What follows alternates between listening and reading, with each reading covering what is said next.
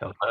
This meeting There we is go. being All right, awesome. Good evening, everyone. Welcome again. I'm Rich Pizzolo. I'm the Executive Director of the New England Hemophilia Association. And welcome to our interactive cooking demonstration featuring hemobiologics and Paragon Health. Thank you both for your support of this incredible event. As we were saying when you all were in the waiting room, there is such a silver lining to the pandemic, which is doing things like this. Many bleeding disorder chapters and many other organizations were not doing these types of events inside of your own home, but it gives us an opportunity to connect virtually, although we wish it was in person, but we couldn't bring a kitchen to a hotel or something like that. So it gives you the opportunity to make a meal, connect with others, and also learn a thing or two. So we're not going to do introductions tonight, but if I could have everyone put in the chat your name and where you're from. So it could be the state, it could be the city, town. We always like to see where we are since we cover New England, and I see some friends from New York on here. So if you could just put your name and the state that you're from, and then we will just, so I see Connecticut. Welcome, Sunita. We have the curtains, the kissing curtains from New York. We have Renee from Florida. Sandy, Massachusetts. Boulder, Colorado. And I'm in Providence, Rhode Island. And I see my other half just joined as well. You could. This is Michael. He will be helping a little bit as well. We have the Morse family from Massachusetts. Awesome. All right. So tonight we will be offering a unique opportunity to help you learn how to make a special dish. The dish is a creamy garlic and lemon chicken dinner that will be provided by Chef Kevin, and a simple dessert that you will learn. In addition to learning how to cook this class, you will hear about goal setting. So often when it becomes a new year, goals are often talked about. This conversation is to help you think about goals. Maybe you have not fulfilled your goals, and I'm one of them. I had a very ambitious goal this year, and I certainly have not owned up to it, but that's okay. It doesn't mean that you're a failure. It means that you just start over again and keep going. So this is about an hour-long interactive class. By all means, we want you to put your questions, comments in the chat, or it's a small group, you could just unmute yourself as well. So each household will receive a $25 gift card to help cover the cost of supplies for the ingredients of the program. In addition, you will be getting materials about hemobiologics and Paragon Healthcare, and a special treat, thanks from our friends at Paragon, a little Valentine's Day surprise chocolates. So those will be going in the mail soon as well. As I mentioned in the beginning, tonight's session is supported by Hemobiologics and Paragon Healthcare. So before we start, I want to turn this over to Patrick from Hemobiologics. So Patrick, welcome. Thanks, Rich, and thanks to Neha and to Paragon for the opportunity to support these kinds of programs. My name is Patrick Byrne with Hemobiologics.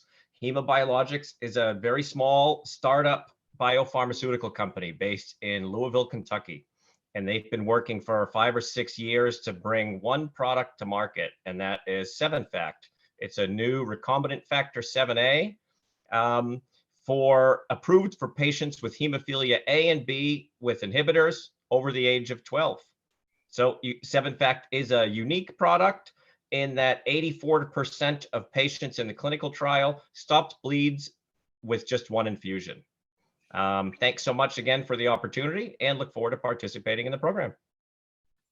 Great. I'm Sandy Williams, and I'm with Paragon Healthcare, and we are a specialty pharmacy that specializes in customized plans for our patients.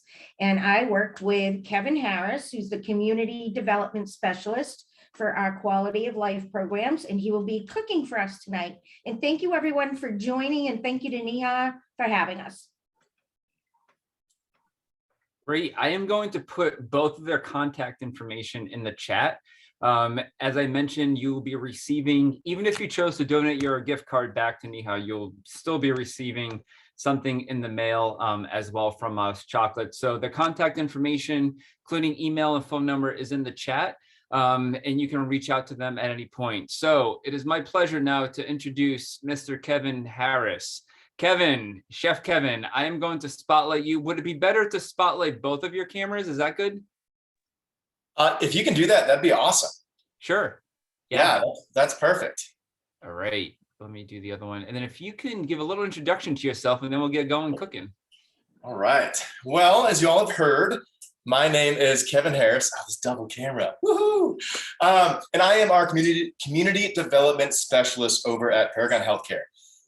So I pretty much just do programming, just do all of our programming.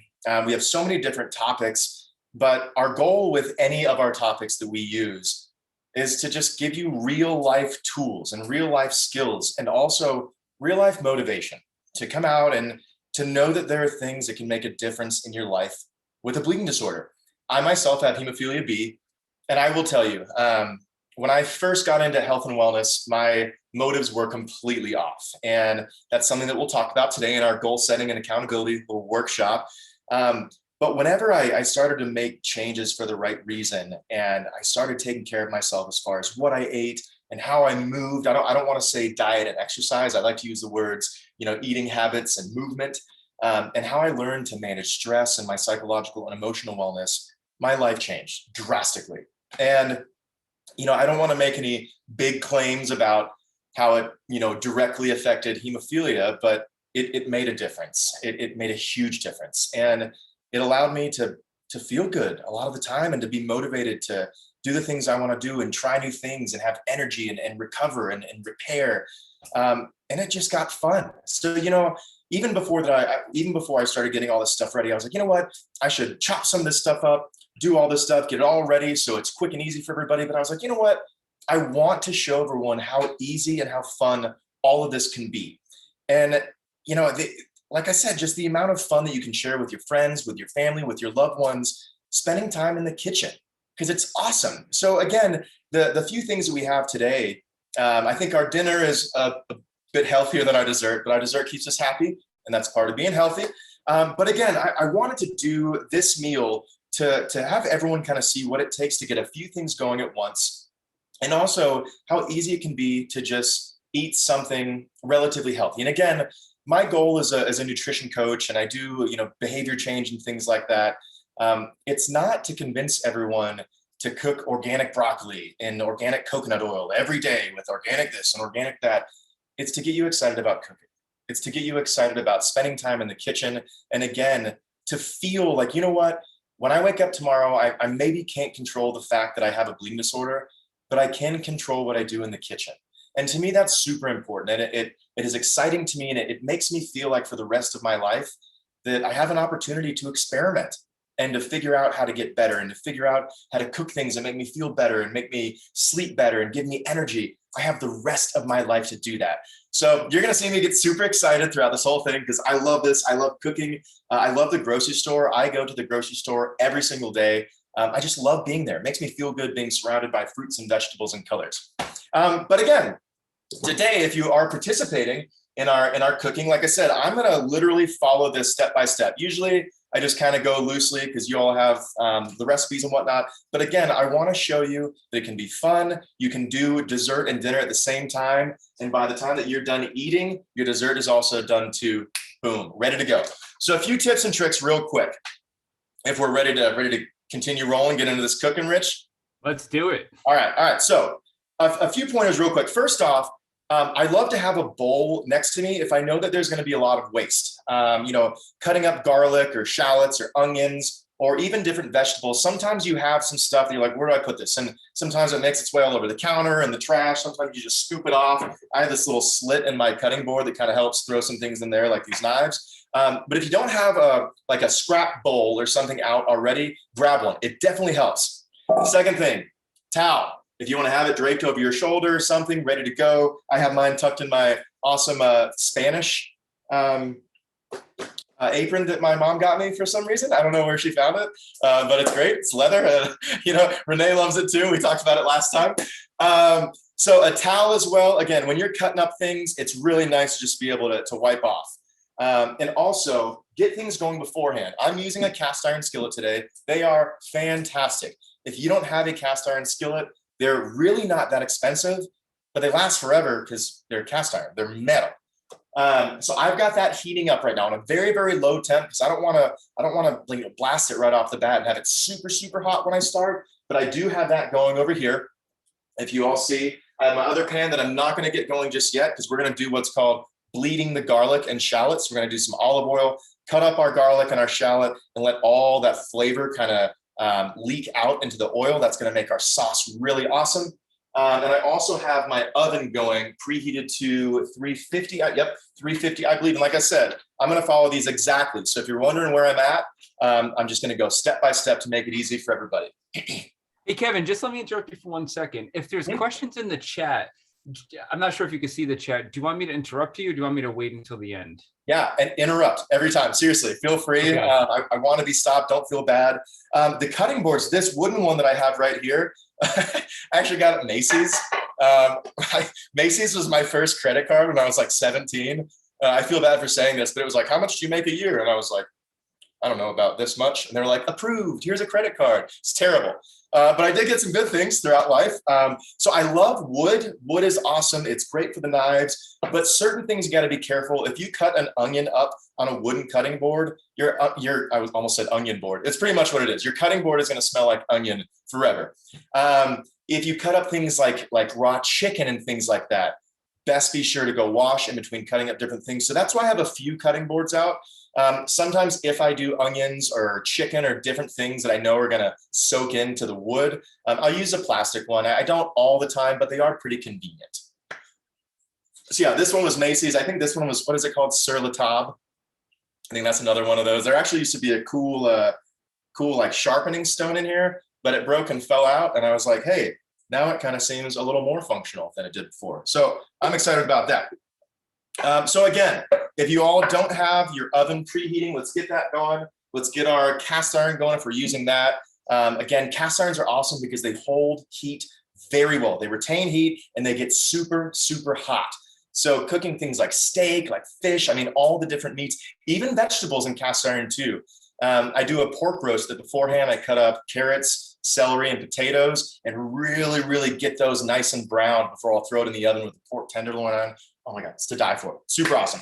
So let's go ahead and get started. Again, I'm going to go straight by the recipe. So we're going to start off with our creamy garlic and lemon chicken with mushrooms. And I'll start off by saying this. Recipes are meant to be broken. They're meant to be changed. They're meant to be altered into something that you like to eat. So if you ever find a recipe, don't be intimidated to change it up a little bit. I will say when you're baking things, follow it exactly. Ooh, it's good to have two. Yes, it is, Sandy. Well done. So recipes, if you don't like certain things, don't add it. Even whenever I cook, I always undersalt, and I'll serve people and put my little. I love these bamboo little salt things. They're so great. I love to feel spices and seasonings when I use them. But I'll put this out on the table and say, hey, everyone, no hard feelings. Salt your own food. I don't want to ever oversalt anything because if you oversalt, you can't take away salt. So we're going to start off getting our garlic, our shallot, and like I said, we're going to do what's called bleeding the garlic and the shallot into the olive oil. So I will right now, I'm going to go ahead and turn my stovetop on with my sauce, with my medium 8-inch saucepan.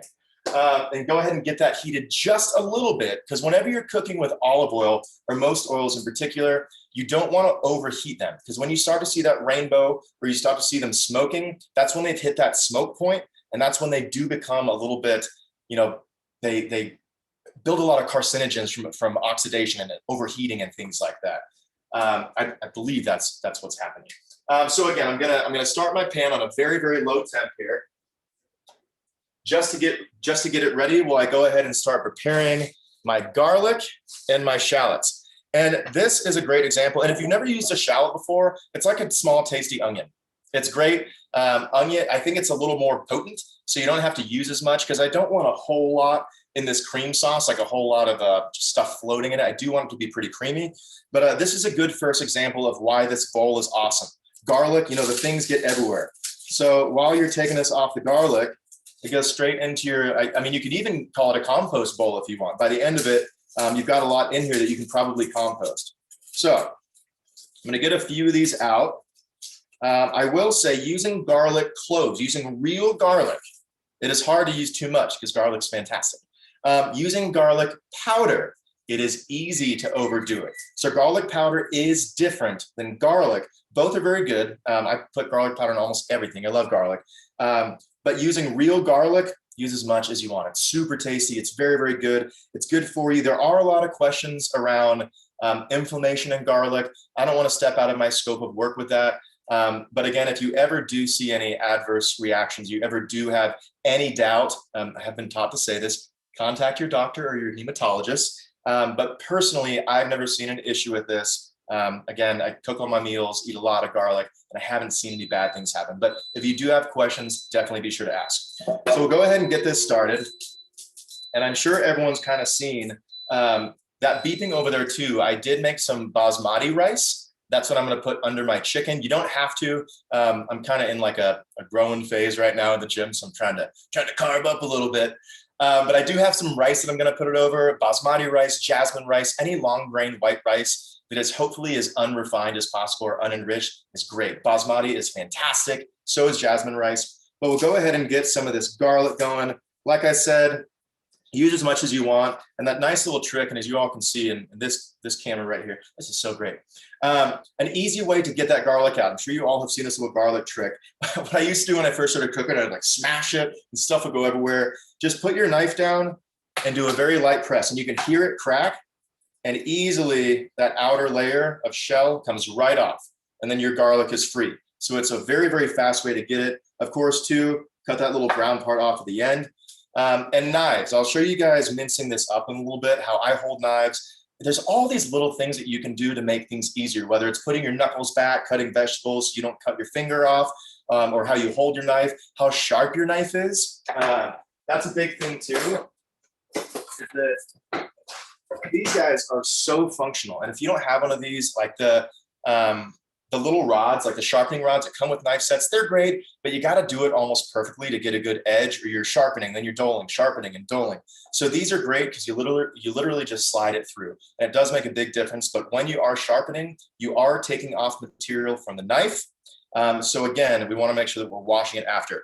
So I'll get this garlic going in our pan with some olive oil on our shallot, and then I'm going to pull up our first slide about goal setting and accountability. So again, let's all get some garlic going. And how many people are? Do we have some people cooking with us tonight? All right, fantastic. So as I mentioned, I'm going to probably do, I don't know, maybe 5 or 6 of these. And that should be enough. It already smells good in here, and I haven't even started cooking yet.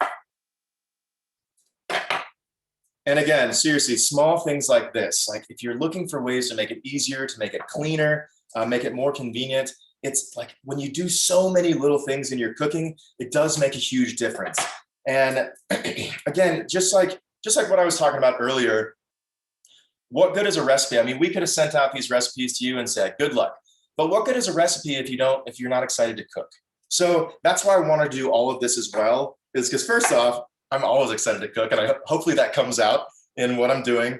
But again, I just wanted to show everyone how easy this is and how fun this can be, and how rewarding it can be. Again, chances are when I get up tomorrow, I'm probably still going to have hemophilia B. Still makes me wonder why I have to go every year. No, that's another story. But I'm probably still going to have my condition. So with that, I can wake up tomorrow and I can choose what I eat. I can choose to go outside and move around. I can choose to stretch and do a little bit of exercise and things like that. Just doing whatever I can to make sure that I feel powerful. And with my condition, I feel like I can make a real legitimate difference in my life. So we'll do one more. Actually, we'll just start with that. That's perfect. All right. So cutting tip. As you all can see, and again, just this towel right here, garlic's super sticky. So again, having a towel you can wipe your hands on over your shoulder, in your apron, something like that is super, it just makes a huge difference. So I like to hold my knife like this. You can see I've got my thumb here, my finger here. So when I'm cutting, I've got a very, very firm grip on this. It's not gonna slip out. This knife is very sharp, which is a very positive thing. You don't want a dull knife, because dull knives, you have to saw into things, and every now and then, and trust me, I used to sell Cutco knives, if anyone knows who those are. And my first demonstration cutting through leather, I also went right through my finger. It was fantastic. It was the first demonstration I ever did for a family. And they were like, are you okay? I was like, are you going to buy the knives or not? So sharp knives are great, but be careful. But again, they're very, very good to have for cooking. So we're going to mince up our garlic here. Let's get a nice little cutting rhythm down. And this did not happen overnight. I didn't just wake up and figure out how to do this. Like I said, I cook a lot, and skills like this, they happen quickly when you start doing them all the time. So being able to mince up garlic, you can buy the already minced garlic, which is fantastic, but anything that's already cut up is not as good as anything that's cut fresh. So we've got our garlic going. Like I said, this pan has been heating up a little bit.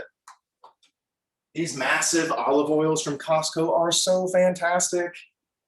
So I'm going to go about pretty good amount of olive oil to start. If you can see in this camera what I just poured in, a pretty good amount. And immediately I'm going to go ahead and throw in this garlic. And it's not going to sizzle right off the bat. We don't want it to start cooking. We just want it to kind of leak out its flavor into the olive oil. So then that olive oil, whenever you pour in the heavy cream to olive oil, or even if you're not, if you're dairy free and you don't use cream, when that garlic starts to leach out, it smells so good. So we're going to do the same thing with our shallot. And you don't need too much of the shallot. I'm going to go ahead and use about half of it, just like an onion. We're going to take off this outer layer, and we're going to mince our shallot pretty much the same size that we did our garlic. Hey, Kevin, as you're doing that, I have a question for you. Mm-hmm. We've been using a skillet. Is it okay to cook in the skillet versus the stove? Is there a difference? Like electric skillet where you can put the temperature? Oh, no. And is it like a flat top? Yeah. You cook right on it? No. Or do you put a pan on it? Yeah, you put a pan on it. Yeah, those are great. I mean, again, you just want to make sure that certain things can get hot enough. Like I bought a portable kitchen for Kevin's kitchen. I've actually started traveling around with all my kitchen in my carry-on. It's pretty hilarious. But the burner I have doesn't get super hot. So it's hard to cook things like steak or like different things that you need a really high temp for that you're trying to sear. Vegetables are great because you can slow temp cook vegetables and things like that. But as long as it gets hot enough, that's the goal, is try and get it super hot, because certain things you don't want to, it's easy to overcook things with lower temperatures because it takes longer. And then by the time you're done, the center is, it's overdone or things like that. So like I said, same thing with our shallot here.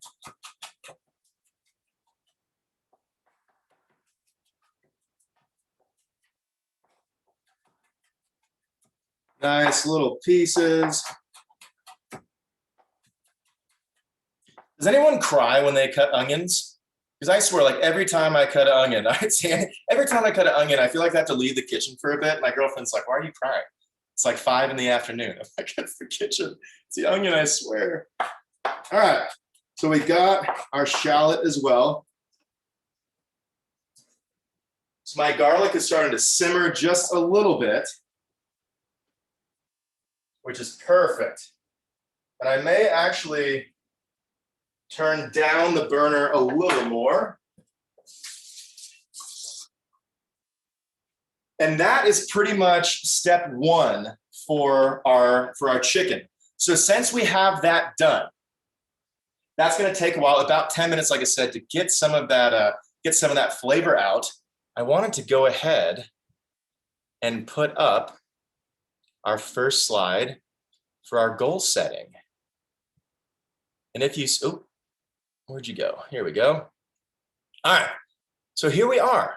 First thing is first. And this is always a big topic of discussion, is how big are our goals? And sometimes they're huge, sometimes they're colossal. And you've heard the saying, shoot for the stars. Sometimes that's good, but sometimes you got to go outside first. I love metaphors. Sometimes you got to go outside and figure out where they are and plan a trajectory and figure out, hey, maybe I can break this up a little bit. And that's what it says here. How small or large is your task, objective, goal? And if you see that next part, can it be divided into smaller goals? And that's, there's a lot of studies behind that, that as people take a huge goal and break it into smaller segments, you're celebrating more often. So you have let's say, so I talk a lot about weight loss because it's very measurable. So let's say, hey, I want to lose 40 pounds. Like that's tough. That's tough to do. And there are a lot of people that have obviously done that, but it's tough to do. And if you separate that into, 5-pound goal, I want to lose 5 pounds, that can happen much quicker than the 40. And after you lose that 5 pounds, you're like, hey, that's pretty cool. It looks like I can do it. Let's do 5 more. And then before you know it, you're at the 30 mark, the 35, the 40, the 45, the 50 mark. And you've already gone past your initial goal just by making it smaller, because celebrating keeps you on track. It keeps you motivated. So with that, Rich, if you want to come in and take it away for a quick sec, I wanted to see if I could get everyone involved in maybe saying a large goal that we may have, and maybe doing a little team brainstorming and how that can be broken up. So if you've got an example, again, like that easy one that I just said, hey, I want to lose 40 pounds. Why don't we break that down into 5-pound goals? Hey, I want to cook this many times a week. Hey, you know what? I want to whatever. So let's see if we can take a large goal, and let's see if we can break that up into a little bit. And Rich, you said that you started off with some goals. Do you want to tell us a little bit about that? Yeah, sure. So my goal was to write down something I'm grateful for every day. And I was like, that's a really great goal. So at the end of the year, I have 365 things I'm grateful for. Well, truth be told, it lasted for 2 days, and now we're February 9th. And I think I wrote 2 things down. So I think it was too lofty to do it daily. So in my mind, I'm like, maybe I should try once a week, but I haven't done it yet. All right, that's a good example. I mean, again, how easy is it to do something, the same thing every day for 365 days? That's a pretty daunting task. So yeah, Rich, that's awesome. Does anybody else want to give an example of something they can identify and maybe a breakdown of what that could look like? My goal is to join the track team in spring of my high school, so that's good. And yeah, and just get ready for the constant track practices. So what are you doing to get ready for that? I'm starting to run after school just by myself, because it's hard. It's really jarring if you just go into working out with a team. So I'm just preparing and doing it slowly on my own time, and so yeah. And doing the fitness challenge. And doing the fitness challenge. All right. How much are you running a day? Like a mile, say a mile, or sometimes when I'm really tired, I'll just do like 3/4 of a mile just around my block. And yeah, I'm doing this thing where I'm running, and then it's like I'm sprinting, and then I'm running, and then I'm walking, and then I'm doing it like over and over. So little interval training. All right. Mm-hmm. Yeah. And is it going to stay at a mile, or are you trying to get to a? I'm trying to get a little bit more into I feel like when I join track in the spring, I'm going to be more focused on short distance running. So I'm trying to train for that, but I'm also trying to branch out and do like longer distances.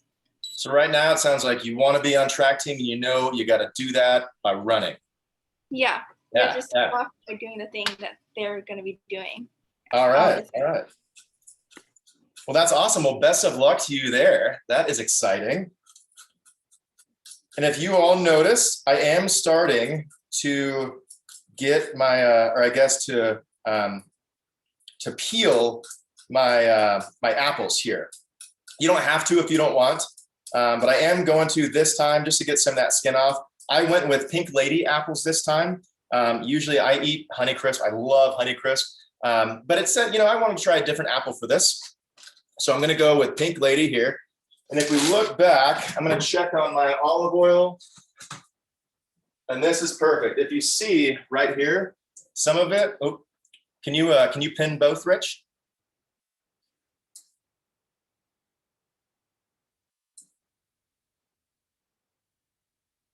All right, There we go. All right. If you can see, some of it is starting to brown. That's what we want. That means it's kind of leaking out. And sometimes you get some nice garlic crispies in there too. But it's starting to brown. You can smell that shallot and that garlic. So that's looking real good. So again, while that's going, we'll get our apples going. And when Rich asked for an easy dessert, I thought of some small ones like some no bake or some just quick little things. But I was like, hey, do we want the easiest or do we want the tastiest? So I went with a tasty one that's still super easy. But if you see this cinnamon apple crisp, it's pretty much just combining a bunch of food items into one thing and then baking it and then having this awesome thing ready to go. So I'm going to go ahead and do number 1 through, I'm just going to do number 1 and number 2 in this, and then we'll get back to our chicken, and we're going to go ahead and start cooking that chicken while we continue making our sauce. So again, we're working on dessert right now while our dinner is cooking. That's an awesome way to do it. So I got 2 more apples. I'm going to try and get all this off of really quickly and get these cut up. This is not the best.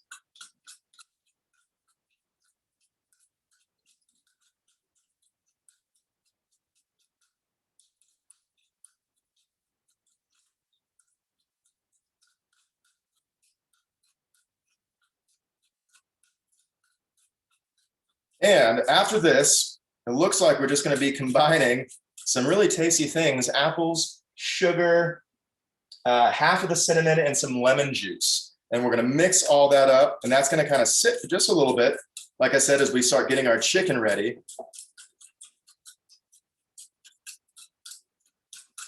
All right, I'm definitely making a little mess with this apple. That's all right.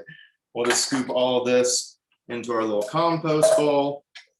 And I am going to use a different cutting board for my apples, but the same cutting board for my chicken as I did for the veggies, because we're going to cook it. Again, if you're going to use your knife for chicken and then use it again for other things, you want to wash it, especially if things are going to be cooked. But I'm going to use that to slice our chicken in half and then cook that, just make the cooking process a little quicker.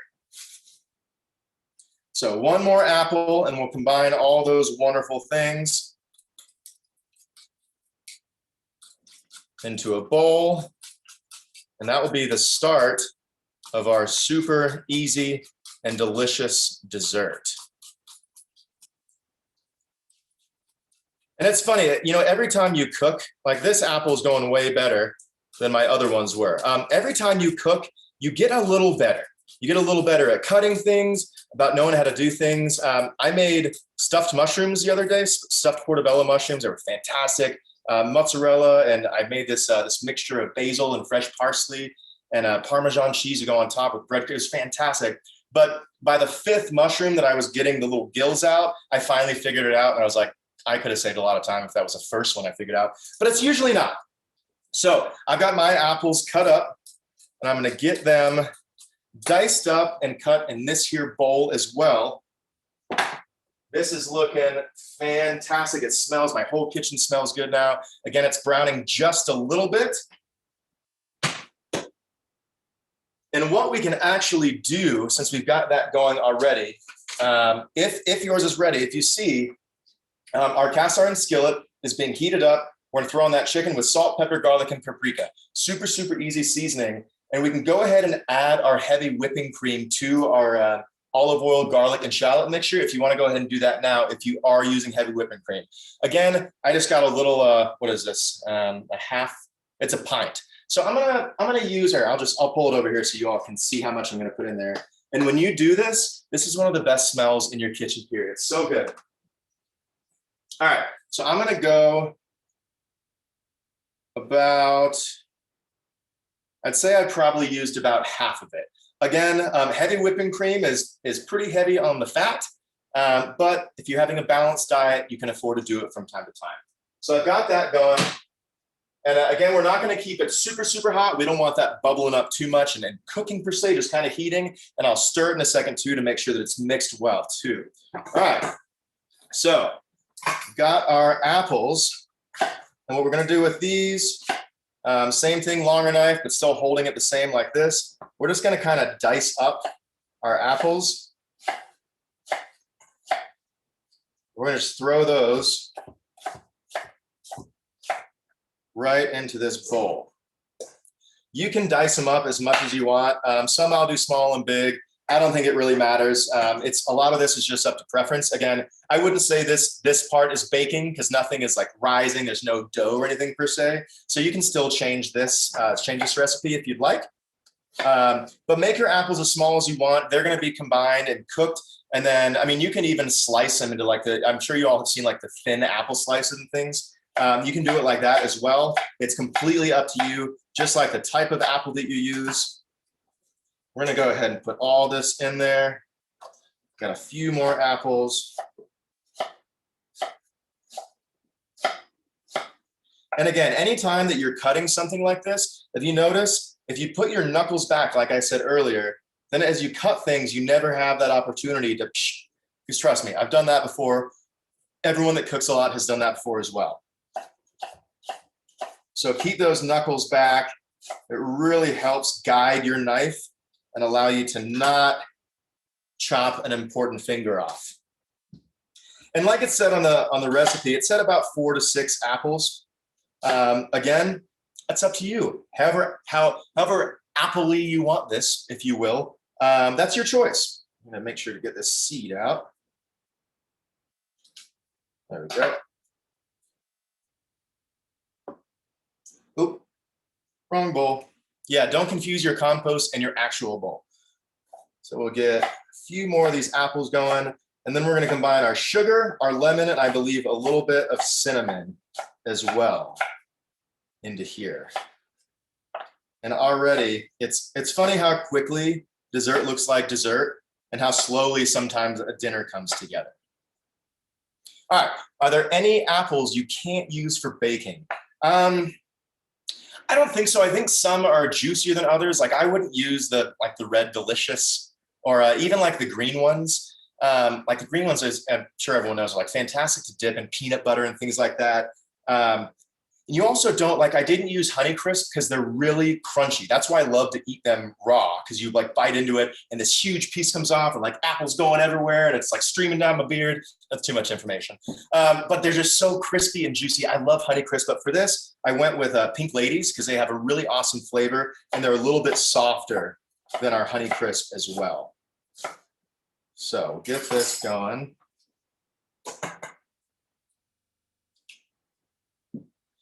And Rich, could you pin everybody real quick, or can you take the pin off just so I can see how everyone's doing? Sure. Yeah. All right. Can you see everyone now? Not yet. It looks like this one's still. All right, there you go. Perfect. View, gallery. All right. So yeah. So how's everybody doing? Thumbs up, thumbs down. Have questions? Things are going well? Perfect. Lots of thumbs up. That's all right. That's what I'm looking for. All right. Back to it. So let me get these last 2 apples going, and then we're going to cut our chicken in half, and we can go over and look. So this is coming together nicely. That oil and the oil and the cream is mixing nicely. Again, like water and oil doesn't mix kind of thing with cream and oil as well. You kind of have to stir it. That's why we're like kind of slow cooking it on there to make sure that it all mixes together. But few apples. I maybe should have cut the apples up beforehand. But at least we all get to do it together. All right, 2 more apples. We'll do this real quick, and then we'll make sure to get started cutting up our chicken and getting that ready to go. So like I said earlier, you could even potentially do your apple slices like this. It's a dessert.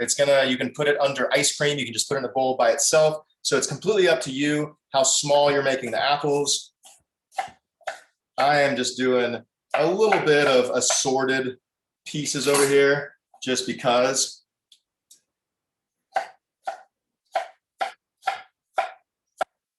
Dropping some on the ground.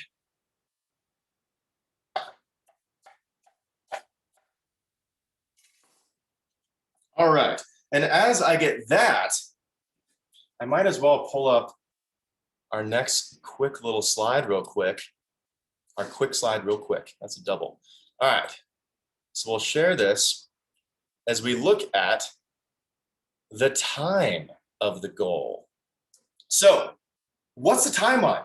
What's the timeline as your goal? Is it short? Is it long? Is it a year from now? Is it a day from now? How do you feel about it? a lot of times when we set a goal that is either one, too short, too long. Oop. Let's make sure to get that back on.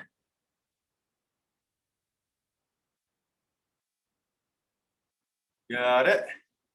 Perfect. All right. A lot of times your time frame, whether it's too short or too long, both can be deterrent. If you have this huge goal that you're like have to get done in a week, like there's no way I can do that. If you have a goal that you're like out in a year from now, it's like the wait until the last minute type thing. There's a chance that you're probably not going to do it in a timely manner because you've got a year to get it done. So we want to make sure that our time frame is also positively affecting our mindset and our willingness and our desire to stick to that goal, stick to the plan, and get moving. So with that, hey, Sandy, I'm going to call you out this time. Yeah. A goal. Let's talk about a goal that you have and a time frame that you thought was appropriate, or maybe a goal that you had one time that you set a time frame that you were like, ooh, I need to change that up a little bit, if you're willing. Yeah, no, sure. All right. So I'll give you 2 examples. So I had a goal 1 year. I wanted to lose some weight by June of that year. And so I joined a group and I did the buddy system. And I was able to reach that goal by June, and then I just kept going. But it was a keto eating regimen. And doing it with a friend, I will say, was so much easier and better than doing it alone because we kept each other accountable every day and we shared what we ate that day. So it kept us, and actually I probably only lost weight because I got really competitive. So it did help. And then this year, my goal was to just get healthier, have more collagen, try and be better and kinder to my body. And so I joined a wellness group for women 40 and over. And so that has been really great. We get weekly newsletters. It's all based out of my gym. And again, just having that group or that buddy system is just so much better because you do keep each other accountable and you do set timelines and goals for yourself. And you have to stick to them because you have to tell someone how you're doing. And so I find that works really well. That's awesome. Thank you. And that's actually, ironically, Accountability Partners is our second accountability workshop, which is really cool. Because again, anything, that's just like the first thing I said about this, about cooking. Yeah. Doing it with friends, doing it with family makes it easier. Exercising or working out or whatever. Most goals, driving somewhere with a friend next to you is easier. It's dreadful to drive 4 hours by yourself. So a lot of times if you can find somebody that not only can hold you accountable, but it goes both ways, that's awesome. So Sandy, that's an awesome example. Thank you so much. Thank you. All right, so our sauce over here is looking fantastic. I'm gonna go ahead and get a spoon real quick and give this a stir. It's looking great. Turn this down a tiny bit.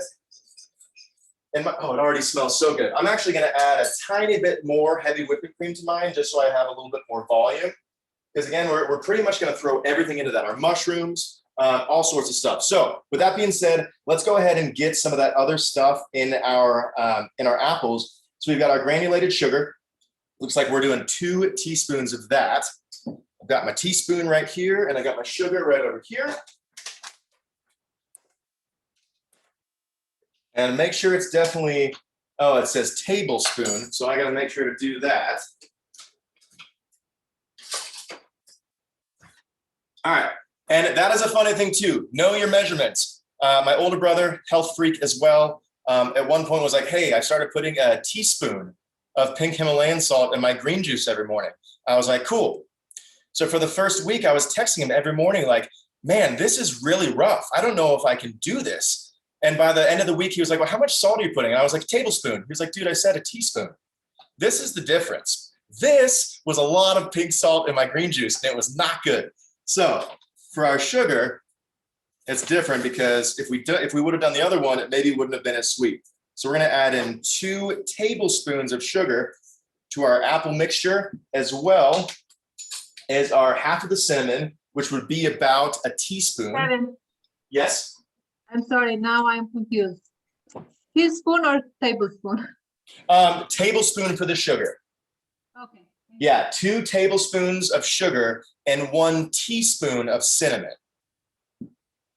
So I'm going to pour my cinnamon right over this. And that's a big thing too. If you're pouring spices, do it over your bowl so you don't waste. All right, so we got that going in. I probably shouldn't have a fan right here blowing cinnamon all over my kitchen. That helps. All right, so we got that, half the cinnamon and lemon juice as well. And that was 1.5 teaspoons of lemon juice. So I'm going to use my same knife that I used for the apple. And honestly, a teaspoon, I'm just going to go ahead. I have this awesome little lemon squeezer. I'm just going to go ahead and squeeze in a good portion of the lemon. Just like that. I'm sure that was just enough. And then we're going to set that aside and get back on our chicken. So again, I got my cast iron going. This is my pan that's going to be for our dessert. We'll go ahead and put that aside and get our chicken ready. So like I mentioned, what we cut with this was just garlic, onion. We can use this for the chicken.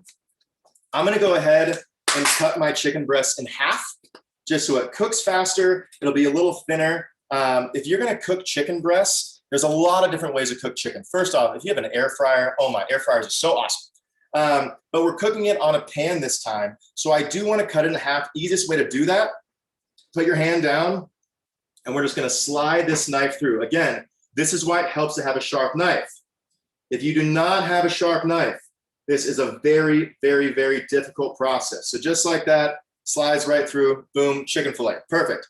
So with that, those are going to cook twice as fast because it has less to get through. I'm going to go ahead and do 2 of these, get this going.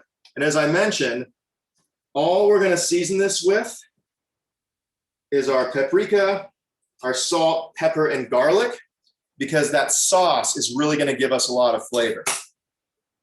Rich, how we doing on time? Feeling good? We're doing good. Yeah, let's keep going. All right, so I got my cast iron going. Again, cast irons are fantastic. They heat up so quickly. So if you are using one, you'll notice the second you put it on, it's a beautiful sound. Some of my favorite sounds in the kitchen. So we're gonna go ahead. Like I said, I love these little bamboo salt shakers because I love to feel how much I'm putting on my food. If you're shaking, it's hard to see salt, you know, especially once it hits meat or vegetables or things like that. So I'm gonna grab this. I usually do about a pinch per 2 pieces of chicken. So a good like 3 finger and thumb pinch. I got those first 2 salted. I'm gonna go ahead and do the next 2. Like I mentioned, under salt everything every time. You can add more salt after you're done cooking. And sometimes you make a dish, you try it, you're like, it's all right. And you add a tiny bit of salt and just boom, it explodes with flavor. So we've got that. We're gonna do our paprika, our garlic, and our pepper as well. Hey, Kevin, just interrupting for 1 second. We have a request for the double screen, but I think your other camera's out. Oh, is it? Interesting.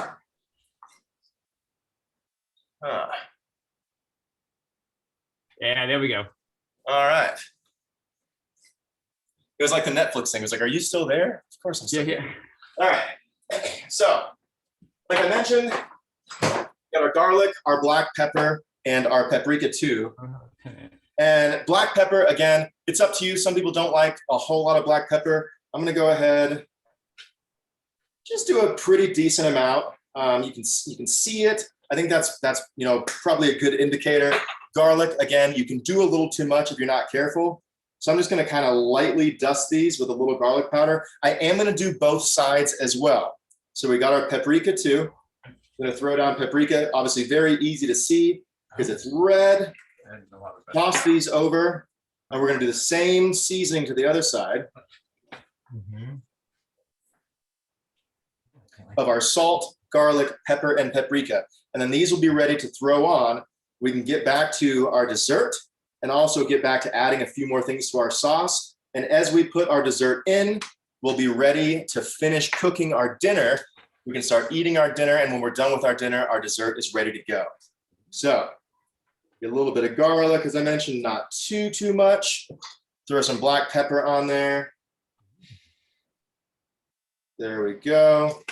Add our paprika as well. Sandy's like organizing her office. And then that is good for our seasoning. So like I said, we got our black pepper, our paprika, our garlic, and also our super handy salt shaker. So I'll put those by the side. And we're gonna go ahead and put a little bit of olive oil. Like I said, our pan is hot. We didn't put the olive oil in earlier because it'd be too hot right now. We throw it in, it'd bubble everywhere, and we don't want to smoke that olive oil. So, oh yeah, double screen, perfect. And the air fryer is a game changer. Yes, it absolutely, I love it. Like, I didn't know how much I was gonna love it until I had it. And now like I won't eat chicken any other. It's like the healthiest fried chicken in the world, which is the best thing ever. All right, so if you all can see, I'm gonna just put a pretty light amount. Yeah, kind of. I'm gonna put, I can't touch the cast iron because it's hot. I'm gonna put a fairly light amount of olive oil just to cover the pan. You obviously can grab a towel, move that olive oil all around the pan. You can already see some of this smoke coming up. And if you notice too, you can see the waves in the olive oil. You kind of start to see a rainbow. It's ready to rock. So this pan is ready to go for our chicken. We're gonna go ahead and throw 2 of these bad boys on. If you hear the perfect sound, perfect cooking sound. Our cream sauce is looking fantastic. And while that chicken is going, let's go ahead and get back to this dessert. So next step with our dessert, we got our mixing bowl with our chopped apples, our sugar, our cinnamon and lemon juice. I'll give that a quick stir. Get all that wonderful stuff mixed together.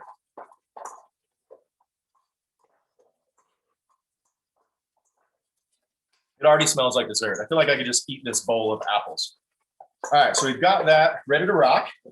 And our next step for that is we're gonna do our topping ingredients. So our brown sugar, oats, flour, our cinnamon, salt, and our diced cold butter. So with that, I'm gonna go ahead and put this right over here for a bit. So what the butter said, it said, again, use a pastry cutter to cut the butter into oat mixture. You really are just trying to cube up the butter a bit to spread it out. If you melt butter, it gets things soggy. If it's too big, it's large pieces. So what we're gonna do with our butter, and again, this is my dessert pan. Everything kind of tastes the same. There's been no raw meats or anything on here. So I'm gonna use the same pan, and I'm gonna look, and it looks like I need 3/4 cup of old-fashioned oats. So I'm gonna grab one more bowl. Get our old-fashioned oats in there. I can already smell that chicken going. Again, chicken, you always want to make sure to cook chicken to the right temperature. You can get away with beef. Same thing with pork. You want to make sure to cook pork to the right temperature as well. But chicken's important too. So with that, I think there was a note on there that says internal temperature about 160, 165. Definitely follow that. But chicken is pretty easy to know if it's done or not. If you've got one side crisp and ready to go, it's chances are it's probably done. All right. So you've got our 3/4 cup of old-fashioned oats. There's our 3/4 cup. I went with these guys. Pretty straightforward. Nature's Path, old-fashioned oats. Got that. Again, our 3/4 cup of flour. That's going to go in there as well.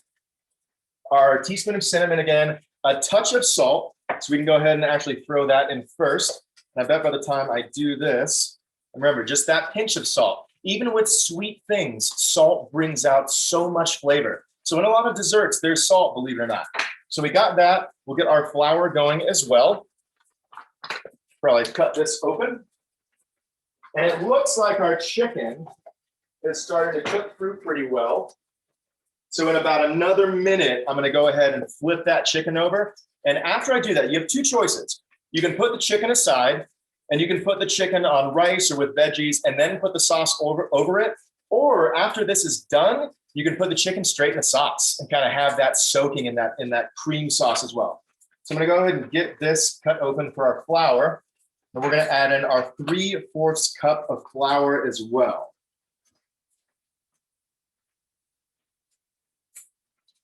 And again, we definitely want to have certain things level, make sure we're not just like dumping in and saying, I think that's enough.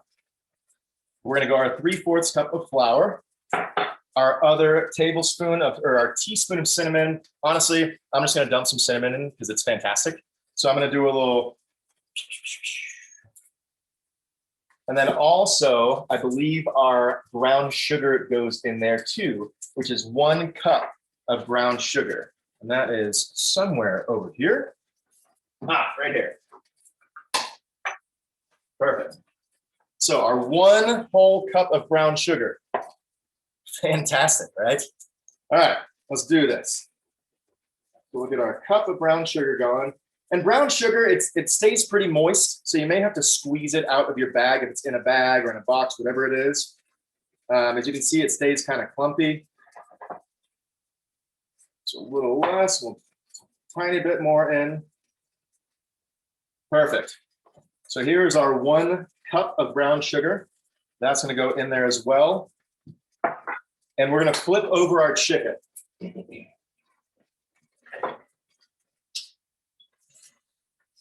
So if you can see, that's what our chicken is looking like. I can actually bring it over here as well. That's what one side of it looks like. Nice and crisp. You kind of know that the inside is getting cooked. And by the time we flip it over and it's done, it'll be perfect. So we got that going. Our sauce over here too, you may want to give that 1 more stir, but it's kind of just simmering at this point in time. And as we're doing that, let's go ahead and look at our dessert one last time. I'm sure we need to stir all this stuff up, which is our flour, our brown sugar, and we're going to throw in that butter as well. And this is just looking fantastic. It already looks like dessert. So we've got that.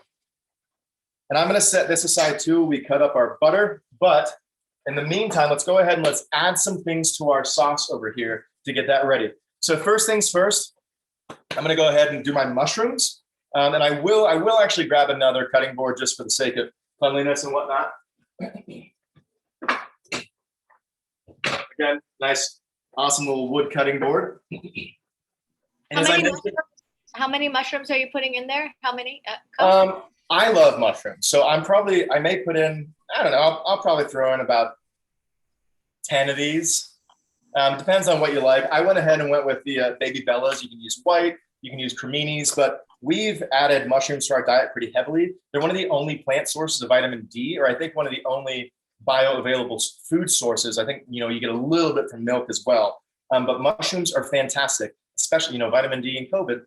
So with this, again, what I talked about earlier, that chopping technique, we're going to put our knuckles back, keep this knife close to us, and then you never have to worry about cutting that finger.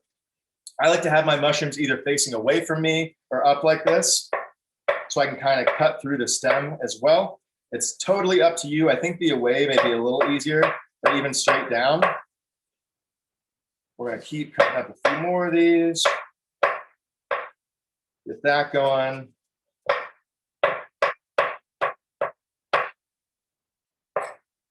And it's hilarious. I just have to say this. I like to throw my parents on the bus all the time, but my dad is 72. When I was a kid, I had to say, can I be excused, from the table? And I like put a big old chunk of food over here that I always thought they couldn't see. And who's the idiot? I am. They definitely knew. But then I'd like go upstairs and spit it out. And today, my dad, a 72-year-old, he calls me. He's like, hey, Kev, you'd be proud. I finished all my spinach today that mother put on my plate. I'm like, you better, Dad. You are 72 years old. Why are you telling me this now? So it's funny how the roles have reversed. But again, I'm so happy. No matter how old you are, how old you get, it is never too late. And for the fact that my dad is excited to call me, and honestly, I think I'm probably going to do about 7 mushrooms too. The fact that my dad is calling me to tell me that he ate his spinach, I'm like, yeah, you did, Dad. So again, we're in this together. If every human on this earth is healthier, every human on this earth is healthier. What a straightforward statement. So I'm probably going to throw in about this much mushrooms. Again, it depends on what you like. I'm going to throw these in. Those are going to kind of start to cook in this sauce, and they're going to soften up a little bit. And again, that sauce is going, it smells fantastic. I love that. I was not able to find any serranos, and I do love spicy. So I am actually going to throw in some jalapeno. I'm going to cut the top off and then just kind of quarter it. Do half there, half there. I'm not going to take the seeds out. I love it. I'm going to throw this straight in. We got some jalapeno in there as well. That's going. It's fantastic. our cherry tomatoes, if you see on the recipe, so we've got our heavy whipping cream. We can throw in some Parmesan cheese now as well. Again, depends on how thick and how cheesy and stretchy you want this. But if you throw in this cheese, it does make it, I mean, if we're doing it, right? If we're having heavy cream and dessert and all this stuff, we might as well throw in a little extra cheese. So I am gonna throw in a bit of Parmesan. Again, there's no measurement. It's completely up to you, but it depends on how you want it. So I'm probably gonna do a good chunk of cheese, a good handful over here, kind of sprinkle that around, maybe one more, and slowly let that melt into our sauce. And again, by the time this chicken is done, I'm about to take those off, set them aside, throw this other chicken on, and we're almost done with our dinner, ready to throw our dessert in as well. So actually, let's go ahead and let's get back on a dessert and get this done. So we'll cut up some butter. I guess I use this to cut up mushrooms. That's okay. We'll have a little, I'll just do this. What's great about cutting boards, you can just flip them over. We'll go ahead and cut up our butter. And as I mentioned, it doesn't have to be perfect. You don't have to, geez, come on, camera. You don't have to have, the perfect little tool or anything like that. Just cut it up. And mine's a bit soft. I probably should have put it in the fridge, but that's all right because butter is fantastic, especially on certain things. So what I'm gonna do actually, and we're not gonna use that knife. That's our chicken knife. We're gonna use our apple knife. I'm gonna cut up each piece. And honestly, I'm gonna just kind of cut it into some small pieces. And, oops, wrong one. And toss it into our mixture right here. It doesn't have to be crazy. Again, I'm just gonna do little squares like this. It's gonna melt. You just don't want huge chunks. Then you'll have like blocks of delicious buttery and sugary stuff. It's not the worst thing in the world. But I'm probably gonna use a stick of butter. And after I get halfway, as I'm putting all this in, I'm gonna go ahead and give it a quick stir just to make sure this butter is kind of separating. It doesn't clump together. And right after I'm done with this, as I mentioned, we'll be ready to take our first batch of, or could be our only batch of chicken, but I'm gonna do two. So I'm gonna take that first batch off. So again, even when you're doing that, the butter is grabbing everything around, which makes it a little easier to manipulate as well, because it's kind of getting dried on the brown sugar, on the rolled oats and everything like that.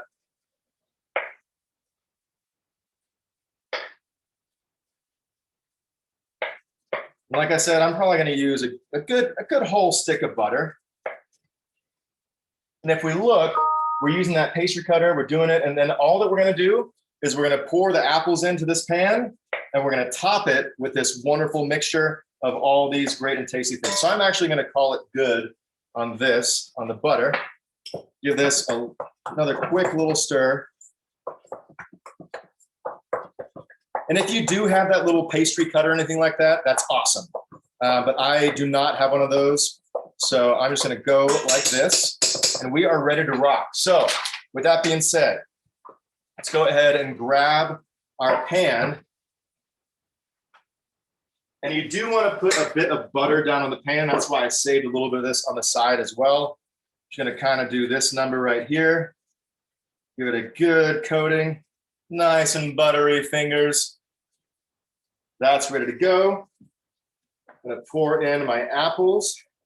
Hopefully it takes up the whole tray, which it looks like it's gonna do just fine.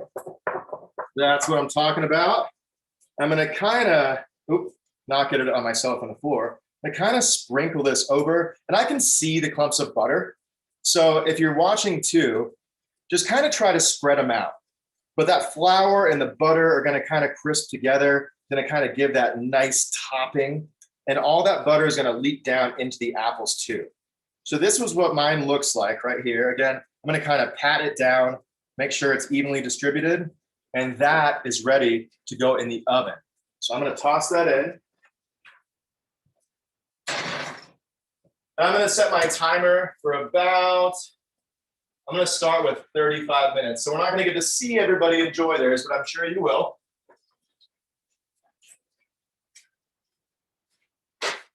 I'm gonna get my first round of chicken off. I'm gonna go ahead and just use this pan, or I guess I can use the one under since we're pretty much done. I'll just use this one. I'm kind of making a mess over here. You should see I got like lighting setups and everything, so my apologies. All right, so our first chicken looks like it is done. So I'll get my tongs right over here, take this chicken off. And really, I'm just gonna set this aside and immediately go to toss this other chicken in too, since I'm doing that. But what we can do if you're not, and there should already be some oil in the pan, let's go ahead and give our sauce a stir. All that cheese is melted. You can kind of see it kind of stretching out of it. It smells phenomenal.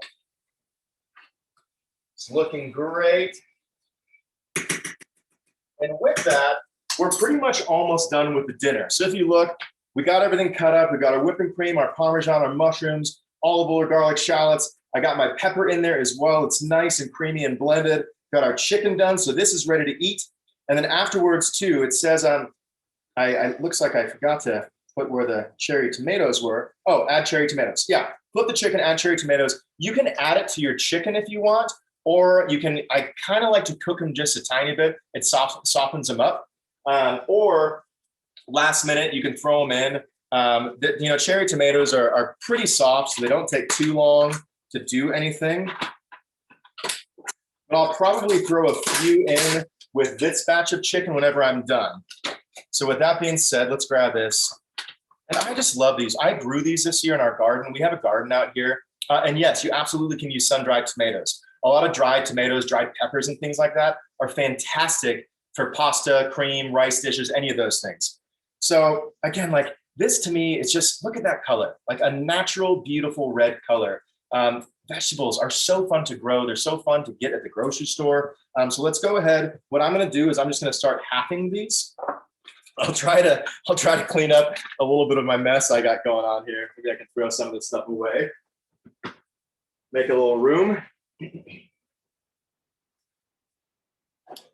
And as I mentioned, I'm not going to get it too close to the uncooked chicken side. We're still going to heat them up a little bit, but just to be safe, I'm going to go ahead and use this nice buttery knife. It's whatever, just butter. But I'm going to go ahead and cut these cherry tomatoes in half. So last minute, I can throw these in with this extra thing of chicken going. And then they're a huge, huge complement of flavor to our dish.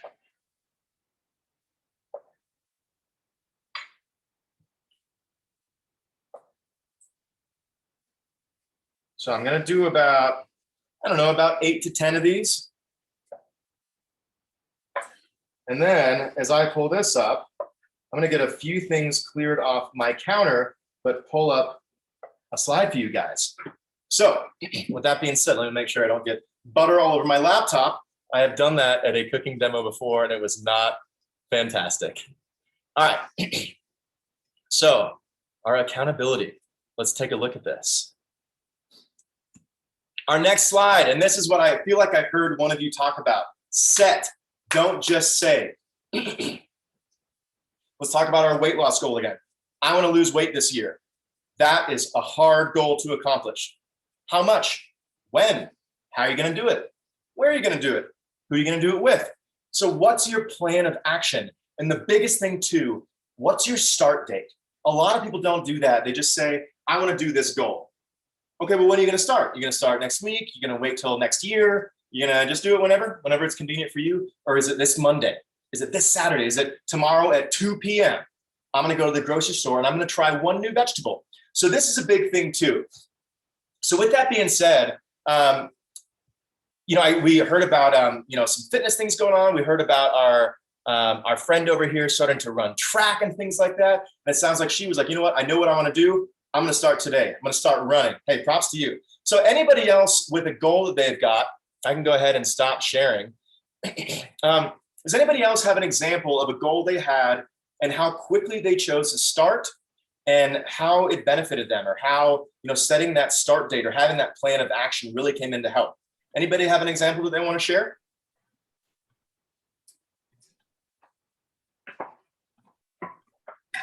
Well, Kevin, last year I participated in the cycling event, I think from HFA.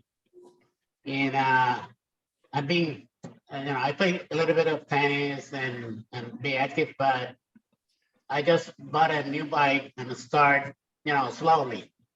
So I'm not a youngster like you. I just turned 60. So I start, running in my bike 5 miles the first 2 weeks. And then after that, I start incrementing my distance. And then I decide to stop in 15 miles per day, because normally I can do it in 1 hour. So I can do it between 6:30 in the morning to 7:30, come back, take a shower, start working. And so I now in the cold season here, I'm not doing too much often, but my goal is to at least, do it 2 or 3 times a week to, get in shape.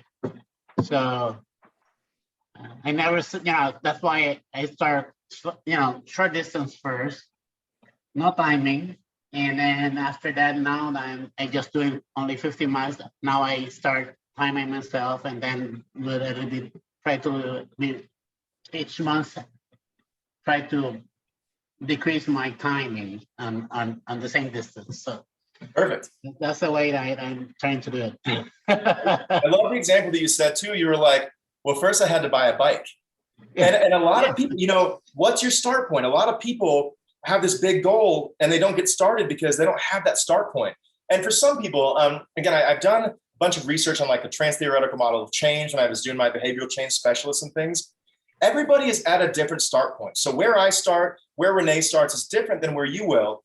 And sometimes it even said, hey, there may be a fitness client of yours or something that maybe they should change their computer background to an image of somebody running.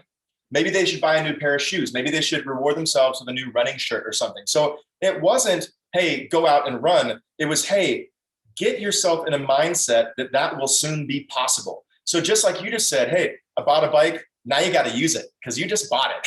So that's an awesome example, is that sometimes you have to do whatever it takes just to get started, get your feet wet. And then sometimes you realize you enjoy the water and you jump right in. And then all of a sudden you're doing this thing every day. You're disciplined. You're like, this is fun. I've got what I need. How can I continue setting goals? So Renee, that's awesome. Thank you. Did anybody else have an example?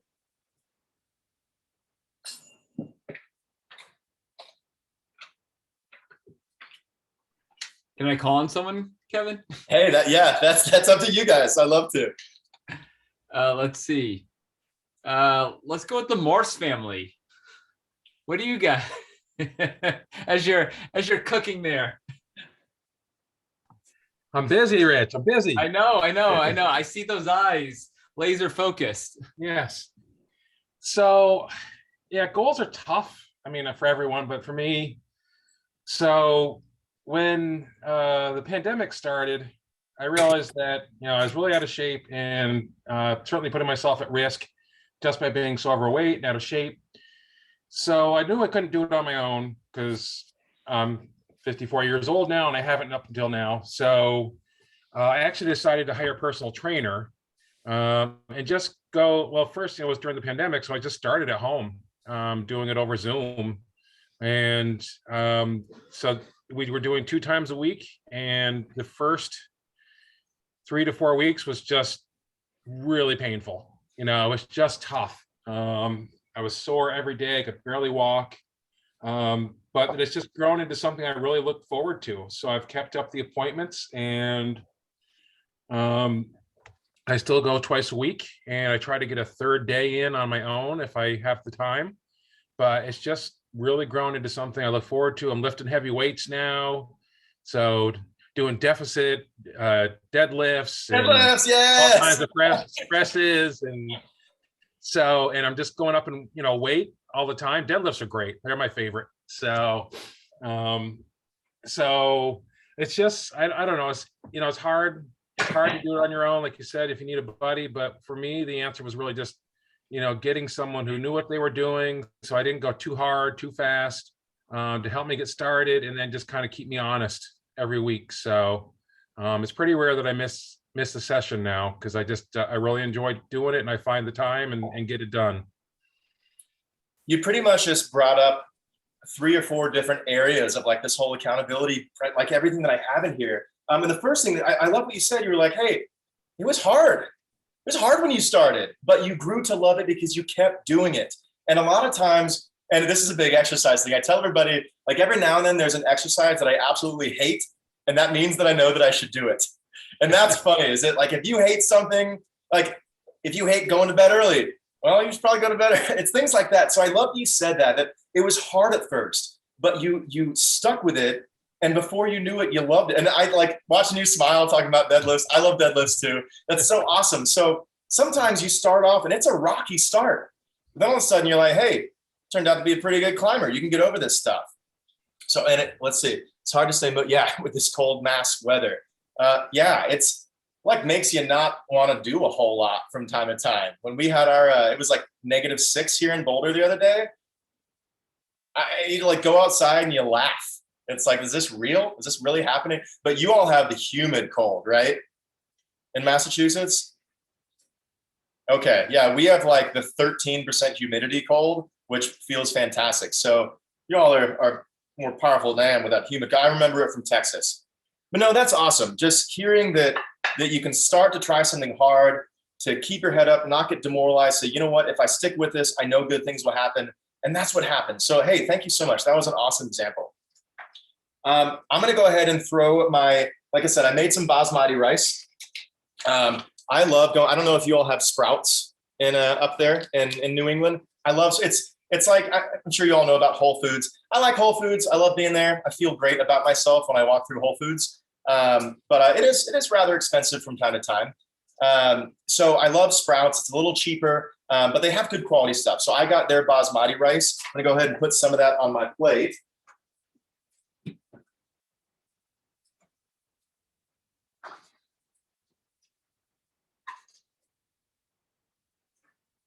As I do that, I'm going to go ahead, and it's funny, I actually studied graphic design. I graduated from college back in 2013 with a degree in Bachelor's of Fine Arts in graphic design. So when I do meals, it's ridiculous. Like if I make 4 people food, all of the asparagus is all like facing the same direction. I like do a little design with the sauces. It's ridiculous. I waste so much time. Like Renee's already eating over there. He's like, I waste no time. So I'm going to go ahead and kind of design a plate. You know, it makes me feel good. If you look down and you've got a healthy looking plate in front of you, it's motivating. So again, I'm going to do the chicken on the rice and drizzle my sauce over. I have my other chicken over there with the cherry tomatoes going on. So I'm going to try and kind of put those around the plate. I'll go ahead and get a ladle so I can grab some of this, make sure I get some mushrooms, make sure I get one of those jalapenos as well. Get that over the chicken. Gonna be fantastic. Also get that over the rice. Don't want to make the rice feel jealous. That's good to go right there.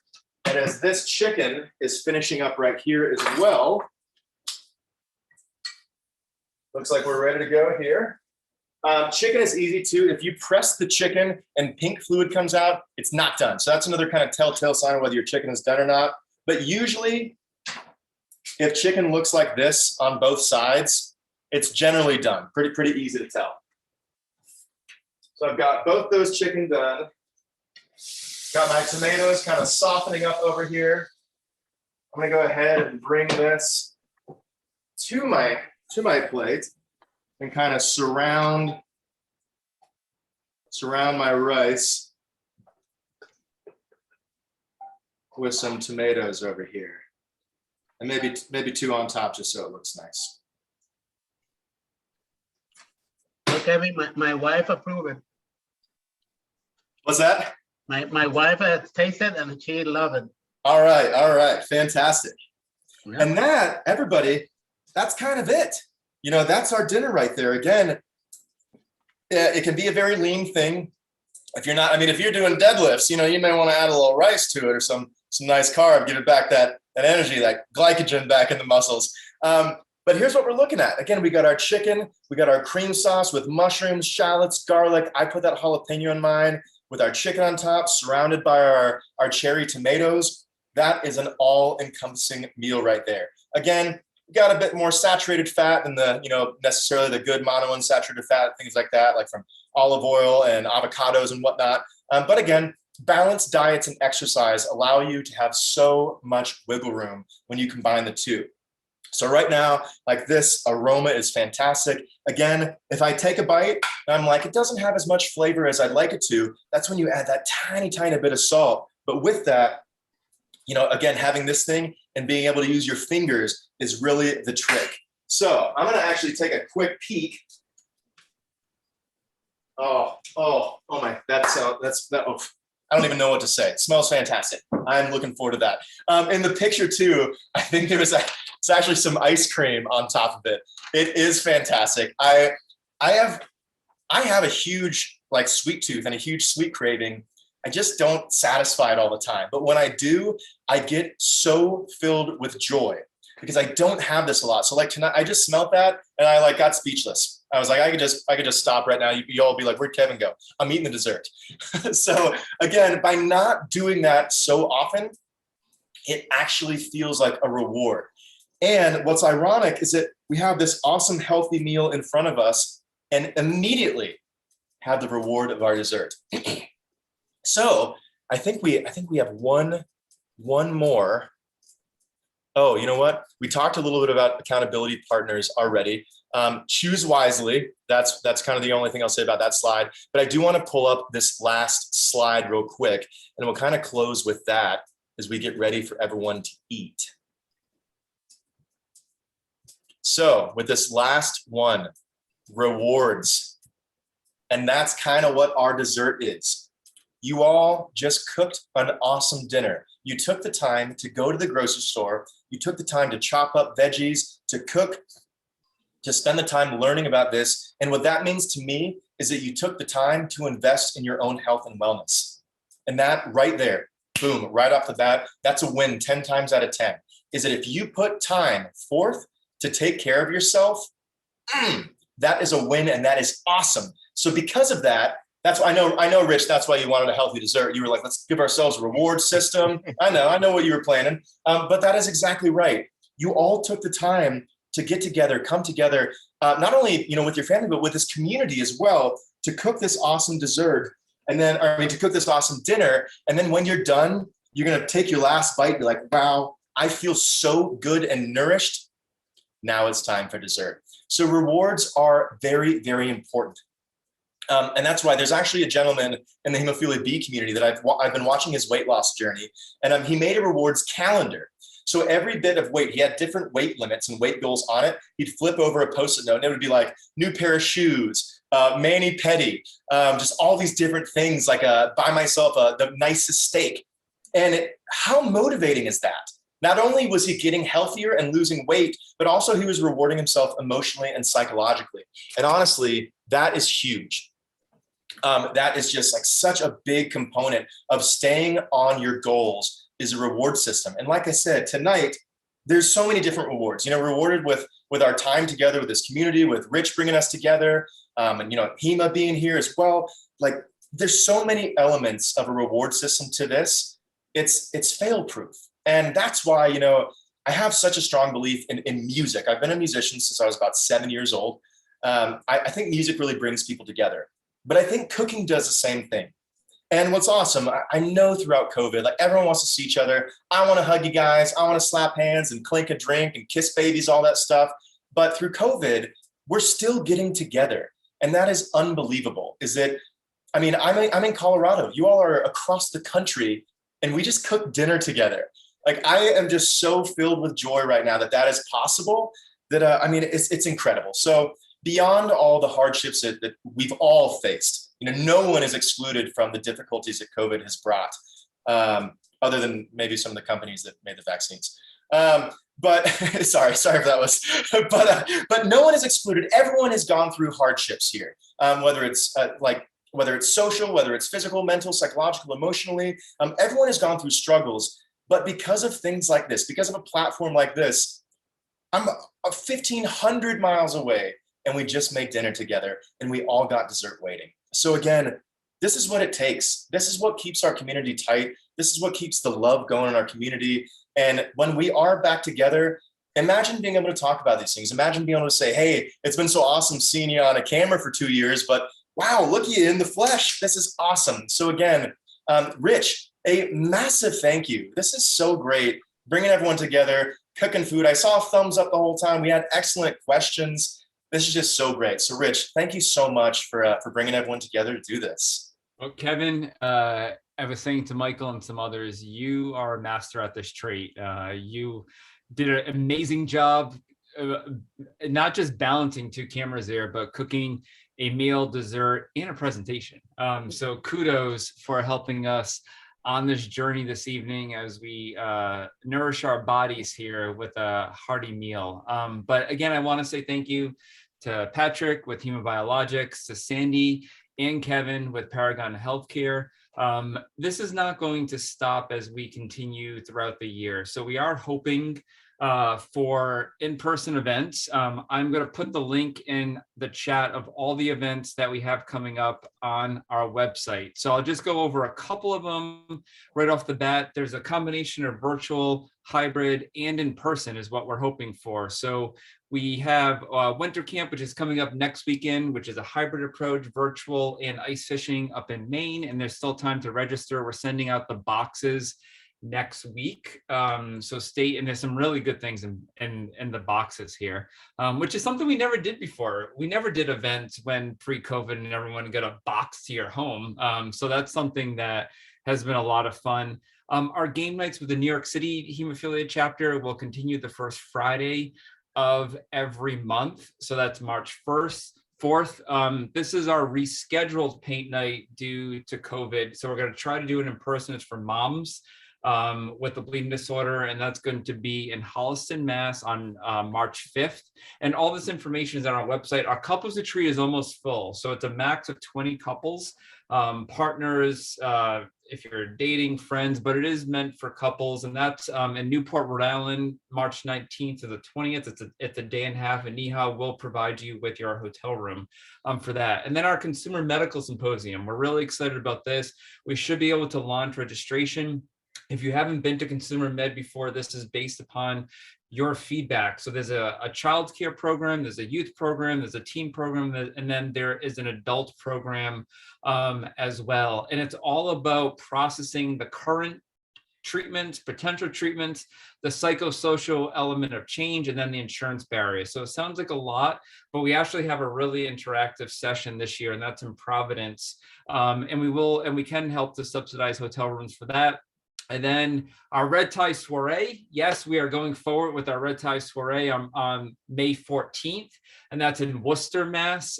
So tickets will open for that. And then, of course, camp. If you haven't been to camp before, we have a call tomorrow to discuss all things for camp, but we are planning for that to be in person June 22nd to the 25th. And registration for that should open in 2 weeks from Tuesday, so a little less than 2 weeks. So a lot happening.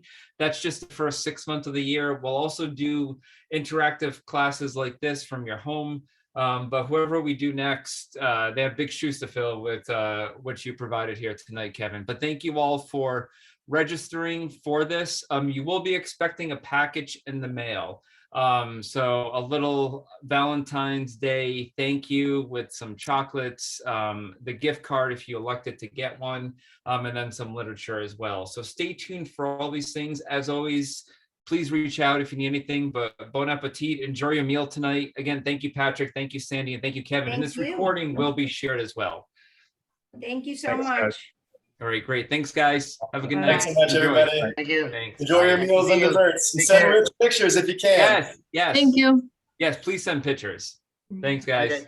See you, everybody.